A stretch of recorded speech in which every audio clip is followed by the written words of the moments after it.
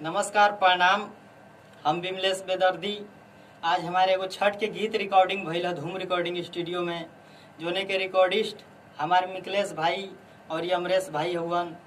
और ये अच्छा लगे गीत तो जरूर सुने लोग है।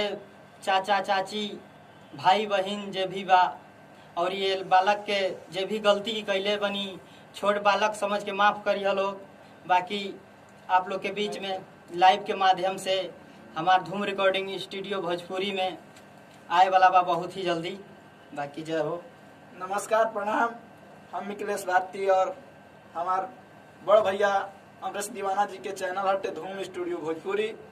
वो चैनल पे ही लाइव बहुत जल्द आने वाला बा आप लोग के सामने। और वो चैनल के सब्सक्राइब करी और अपन प्यार दुलार दी और कमेंट करी कि हमारे विमलेश भैया कैसन गावे में और इनका के आगे बढ़ाने में सपोर्ट करी। धन्यवाद। नमस्कार प्रणाम।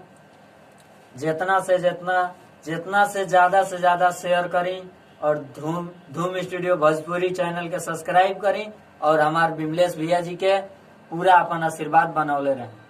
आई भैया लाइव के माध्यम से सुनी।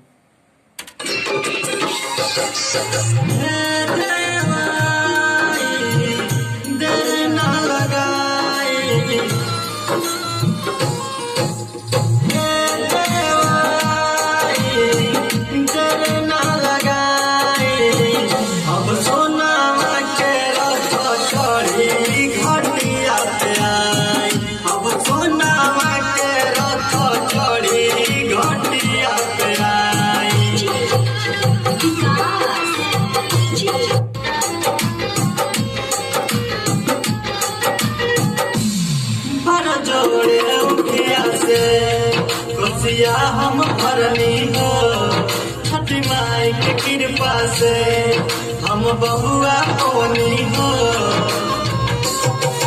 पर जोड़े उठिया से खुशिया हम भरनी हो छठी माई के कृपा से हम बहुआ होनी हो।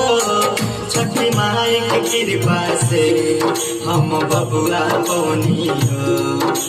हे